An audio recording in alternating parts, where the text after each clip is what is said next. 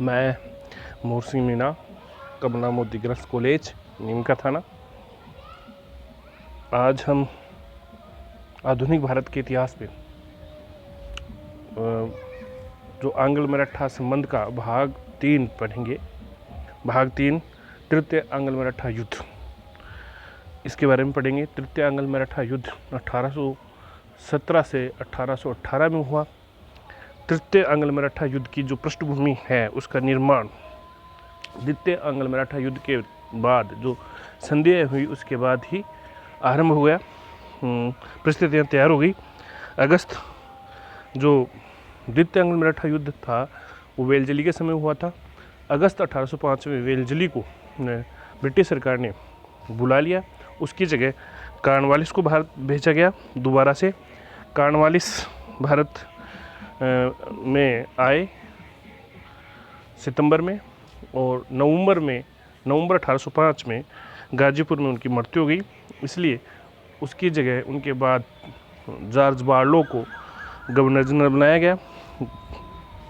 George Barlow, Cornwallis दोनों ही हस्तक्षेप की नीति में विश्वास करते थे।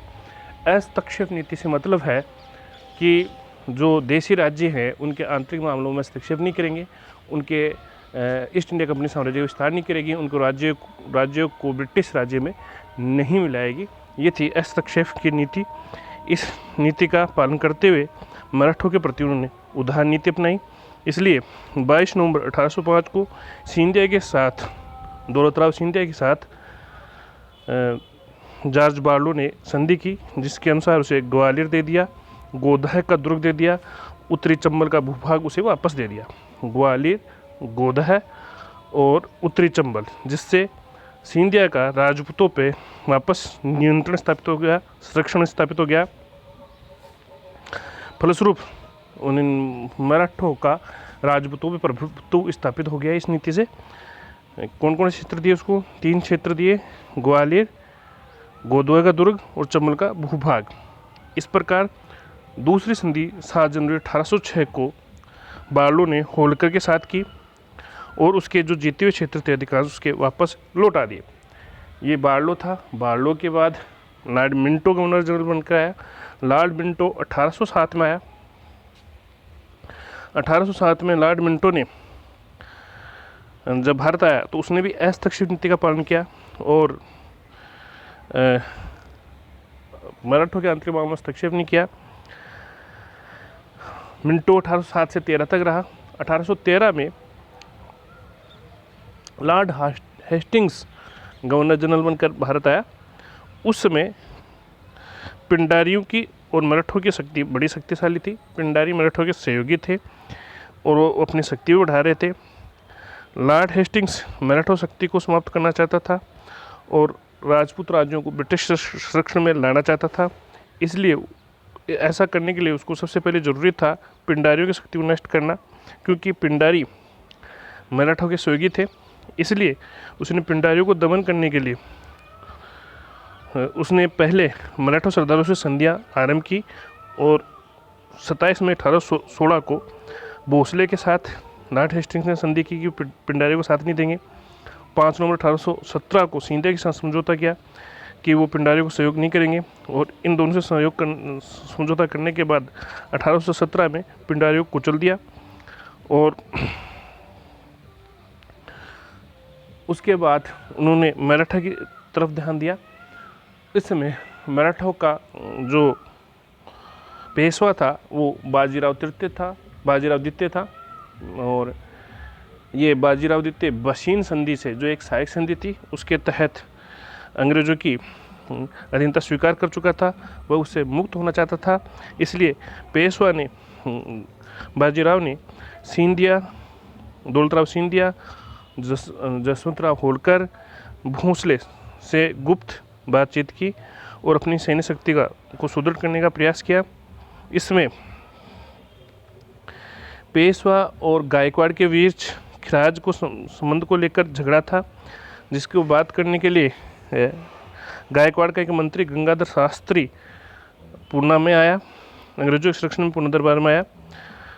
पेशवा उन दोनों से तो बात कर चुका था किन से, सिंधिया से, होलकर से और भोसले से, 3 से कर चुका था। अब वो गायकवाड़ से भी गुप्त समझौता करना चाहता था अंग्रेजों के खिलाफ, लेकिन गंगाधर अंग्रेजों का घनिष्ठ मित्र था, अतः उसने पेशवा का सहयोग करने से इनकार कर दिया। ऐसी स्थिति में बाजीराव तृतीय ने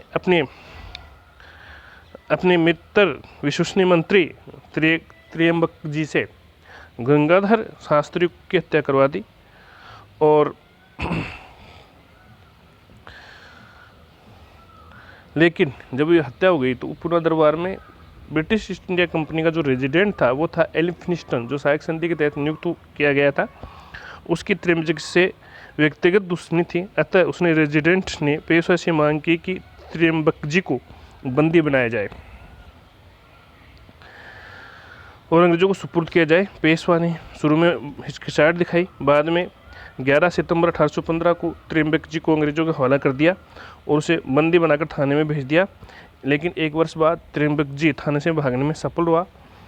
इस पर एलिफिंस्टन ने पेशवा पर आरोप लगाया कि त्र्यंबक जी को भगाने में पेशवा बाजीराव ने मदद की है और एलिफिंस्टन ने पेशवा की शक्ति को सीमित करने के लिए उस पर एक नई संधि करने का दबाव डाला और उसको धमकी दी। पेशवा नई संधि करने को सहमत नहीं हुआ, इसलिए पेशवा को मनसब से हटाने की धमकी दी। अतः भयभीत होकर पेशवा ने 13 जून 1817 को अंग्रेजों से नई पूना की संधि कर ली। इस संधि के तहत पेशवा ने मराठा संघ के अध्यक्ष पद को त्याग दिया और सहायक सेना का खर्चा 33 लाख रुपये वार्षिक आय का भूभाग अंग्रेजों को सौंप दिया और नर्मदा नदी के उत्तर का स्थित राज्य भी अंग्रेजों को दे दिया। ये संधि उसने नई पूना संधि की 13 जून 1817 को। इस संधि के तहत क्या क्या चीज़ें पेशवा ने अंग्रेजों को दे दिया। पेशवा ने मराठा संघ के अध्यक्ष पद छोड़ दिया, 33 लाख रुपये वार्षिक आय का भूभाग जो अभी पेशवा के नियंत्रण में था, लेकिन उसका जो आय थी वो ब्रिटिश सेना पर खर्च होनी थी। अब ये कर दिया गया कि वो क्षेत्रीय उसको दे दिया गया, जितनी भी आय वो ब्रिटिश लेंगी, ब्रिटिश ईस्ट इंडिया कंपनी लेगी। और जो नर्मदा से उत्तरी भूभाग था, जो 1806 में सिंधिया समझौते के तहत राजपूत वाला प्रभाव क्षेत्र सिंधिया को मिला था, उस प्रभाव क्षेत्र को भी उसने अंग्रेजों को दे दिया। और जब तक त्रियम्बक नहीं पकड़ा जाता तब तक त्रियम्बक का परिवार अंग्रेजों के पास बंधक रखना भी स्वीकार किया। ये 4 बातें इसमें मानी गई। और 5वीं बात, पेशवा बिना अंग्रेजों की अनुमति के किसी अन्य राज्य से पत्र व्यवहार भी नहीं करेगा। ये एक तरह से अपमानजनक समझौता था पूना का। यद्यपि मराठा सरदार अंग्रेजों से पहले भी अपमानजनक संधियां कर चुके थे, ये उनकी व्यवस्था भी थी। इससे पेशवा मुक्त होना चाहता था और पूना संधि का वो बदला लेना चाहता था। अतः ऐसी ही संधि अंग्रेजों ने सिंधिया के साथ भी की 5 नवंबर 1817 को। उसी दिन पेशवा ने पूना में ब्रिटिश रेजिडेंट पर आक्रमण कर दिया। पूना संधि से दुखी होकर उससे मुक्त होने के लिए 5 नवंबर 1817 को पेशवा बाजीराव तृतीय ने ब्रिटिश रेजिडेंट पर आक्रमण कर दिया। एलिफिंस्टन जान बचाकर पूना से 4 मील दूर किरकी नामक स्थान पर चला गया। वहाँ सैनिक सामने में उसने शरण ले ली। पेशवा ने किरकी पर भी धावा बोल दिया, लेकिन पेशवा की सेना पराजित हो गई। पेशवा सतारा की ओर चला गया। नवंबर 1817 में पूना पर अंग्रेजों ने अधिकार कर लिया। तब पेशवा ने युद्ध आरंभ कर दिया। उसके साथ कुछ मराठा सरदारों भी हो गए, जिनमें प्रमुख थे अप्पा साहेब, जो नागपुर के सरदार थे। अप्पा साहेब ने अंग्रेजों के साथ सीताबंदी नामक स्थान पर युद्ध किया, लेकिन वो हार गए। फिर उन्होंने नागपुर का युद्ध किया दिसंबर 1817 में, उसमें भी वो हार गए। वो भागकर पंजाब चले गए और पंजाब से फिर जोधपुर चले गए। जोधपुर में राजा मान सिंह ने उन्हें शरण दी। यहीं पर अप्पा साहब 1840 में जोधपुर में अप्पा साहब की मृत्यु हो गई। इसी प्रकार होलकर और अंग्रेजों के बीच 21 दिसंबर 1817 में मेहंदीपुर के मैदान में युद्ध हुआ। इस युद्ध में होलकर की सेना भी पराजित हो गई और जनवरी 1818 में होलकर और ईस्ट इंडिया कंपनी के बीच मंदसौर की संधि हो गई। इस संधि के अनुसार होलकर ने सहायक संधि स्वीकार कर ली और राजपूत राज्य के लिए